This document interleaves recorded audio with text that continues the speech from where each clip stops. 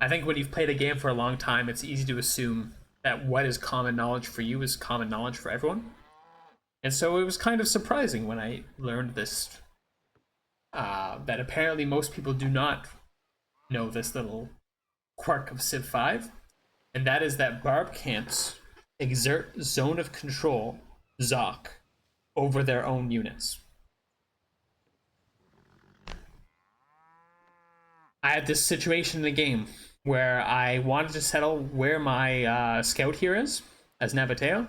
It's what it's called, Zabona. And so I had my settler on this hill. I wanted to settle there, but with these two archers and the warrior, I thought it was too risky. There was a chance I would get shot, slammed, my Zabona would die, and so my settler would be captured. So what I did instead was I moved to this forest with the idea that if my scout survived, I'd settle there. And if my scout didn't die, or if my scout did die, I'd just settle on the forest instead. And when I did this, I had about 5 people scream that this archer is going to take my settler. Well, what happened? My scout dies. Gets shot, slammed. Actually pretty close. 31-26. That's 47. It did... Okay. Yeah, it did just like 85 damage. It was close. It was close to surviving, but it didn't. But why didn't it take my archer? That's what or why didn't the archer take my settler? That's what everyone thought was going to happen. But it can't, because barb camps exert zone of control over their own barbarian units. For reasons unbeknownst to me, that is the way things work. So this archer cannot move to this tile in one turn because it's blocked. It can move one tile, but it gets zocked by the barb camp. Likewise, this archer could not move to this cattle tile in one turn.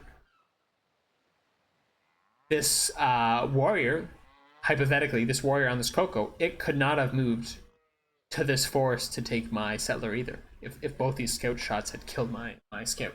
Both these archer shots had killed my scout. This is the way barbs work for some mysterious reason.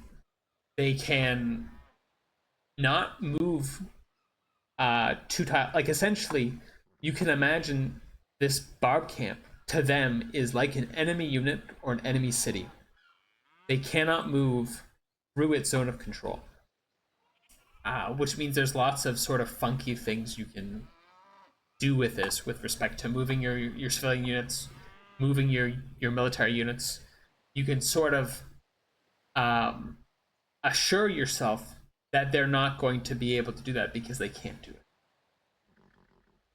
It's apparently this was new information to lots of people. I guess most people, have never risked it before. Have never risked putting a settler where they think it can be taken by a barb like this, and so they've never had this sort of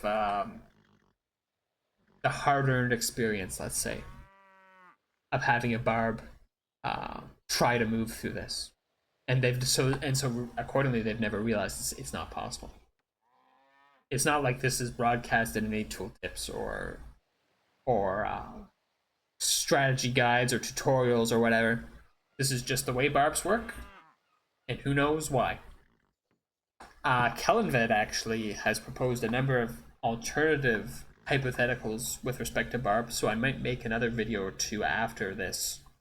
But I thought this is short enough and interesting enough and important enough to merit a short video by its own, because, boy, once you know that this is the case, it really, really changes your decision making with respect to how you do your barb camps, how you treat barb camps.